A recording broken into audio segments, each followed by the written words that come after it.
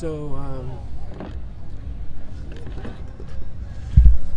you are? I am Frosty. And tell me about this camp. The Laugh Camp are the lazy ass fuckers. We have been around for 22 years now. Many iterations, many changes, probably a core of 15 that are here all the time. And we attract new burners from all over the country, even all over the world. And what is it you do here? And hold on a second, let me do it. Mm-hmm.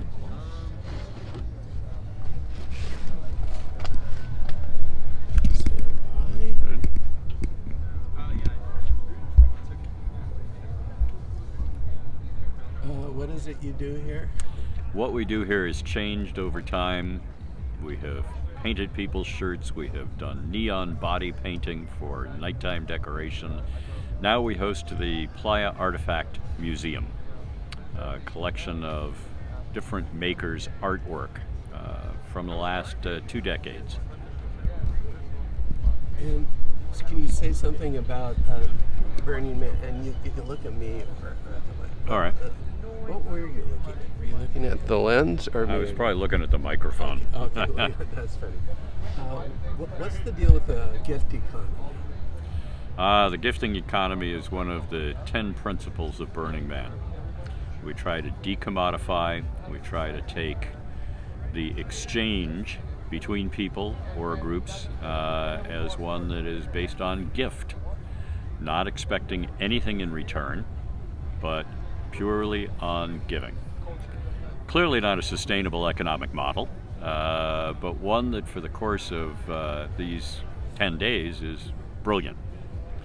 One of the things I love about it is there's no difference between Bill Gates and the guy who sweeps his floors. We're all in this together. Money cannot buy you anything here. And that equalization is liberating in its own way. It means, yeah, we're all in the same boat together, and we're all working together to make this community thrive. Some people complain about the plug and play. Do you know what that is, and is that much of a deal? Or yeah, plug and play camps have been controversial for a long time. Plug and play camps essentially are a group of people who will come and they'll set up tents, or they'll set up fancy structures. They'll provide a kitchen, they may provide food and showers, and you simply pay a fee and come and have your burn. One of our principles is radical self-reliance, and we treasure the fact that people come here and equip themselves to deal in a harsh environment with their requirements to live: food, water, shelter, and the like. Plug and play is about as opposite that as could possibly be. So there's always controversy about that. What do you like and dislike about Burning Man? I love the creativity that I find here at Burning Man. Thousands of people all trying to find creative ways to solve the problems that come up in living in this harsh environment, solve the problems of creating a sense of community in this harsh environment, and finding a way to give to other members of the community a wonderful and unique experience while they're here at Burning Man. That I love. I hate that Center Camp doesn't provide coffee anymore. I did too. But it remains to be seen. They said there's some surprises, and I feel like it's little coffee vendors set up outside. Have you been there yet? I have not been to Center Camp yet, but I will get there. What is it I don't like about Burning Man? I don't like that every year there are so many first-time burners who've not really been acculturated and who treat this as a party to be had. They're here and they tend to take without necessarily being here to give.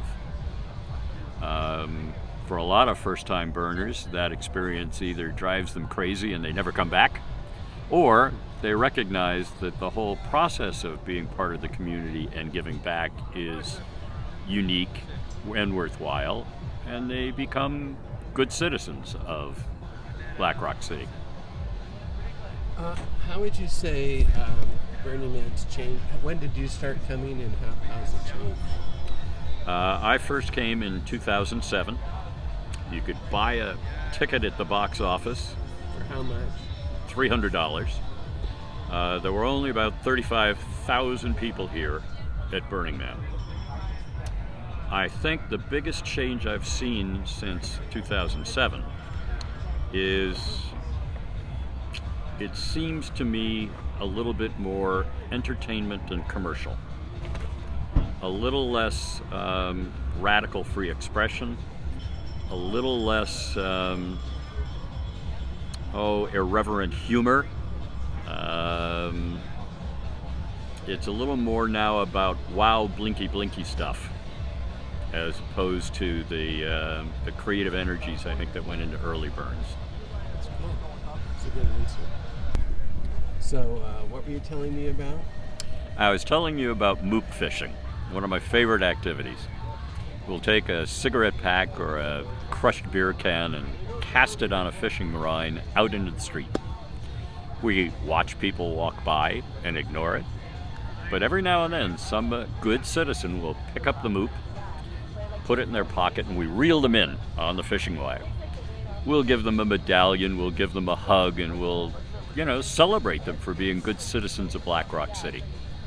One year, a group of Norwegians saw what we were doing, and they posted themselves 50 feet down the street. And anybody who walked by the Moop without picking it up was arrested. It was great fun. It's one of the ways we get to play, create interaction, and meet burners from who knows where. And what's Moop? Matter out of place. Any kind of litter.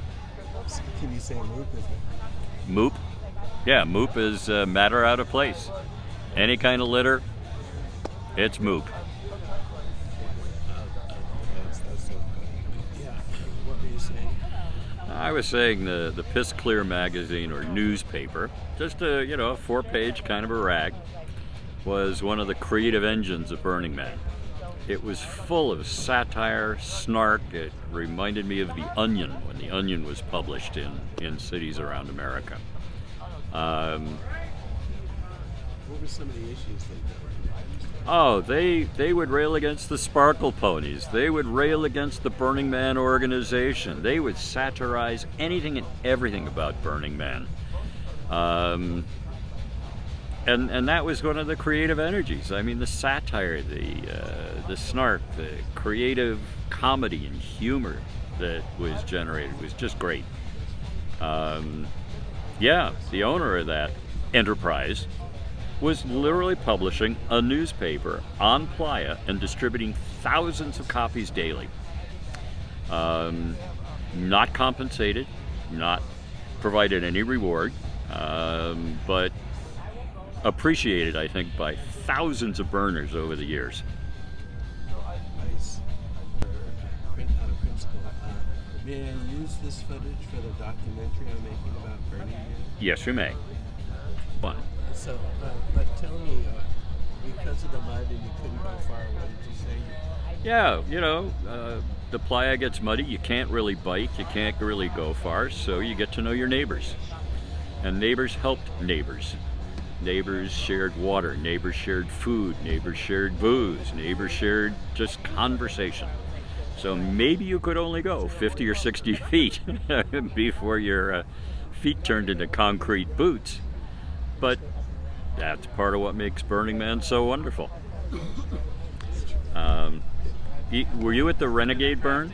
No, what's that? Renegade burn was 2021. Burning Man was officially closed for COVID. And 8,000 or so people came out here anyway, created the city. Really? Some were organized theme camps, some were just free campers. Pardon? Was it well organized? No, it was total anarchy. There was no organization whatsoever.